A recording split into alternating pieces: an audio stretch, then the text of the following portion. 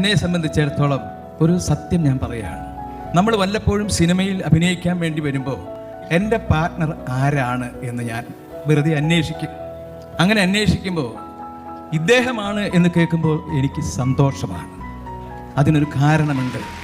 കൂടെ അഭിനയിക്കുന്നവരും നന്നായാൽ മാത്രമേ നമ്മളും നന്നാവുകയുള്ളൂ.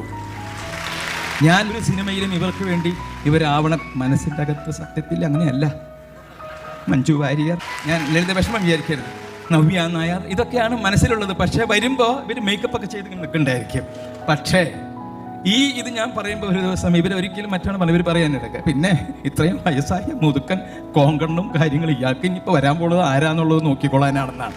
അതൊരു നേരം പോക്ക് വിധത്തിലാണ് അവരെടുക്കാറുള്ളത്. നേരത്തെ മമ്മൂട്ടി പറഞ്ഞു ഇനിയും ഒരു 50 വർഷം ഇല്ല. ഞാൻ അങ്ങനെയല്ല പറയുന്നത്.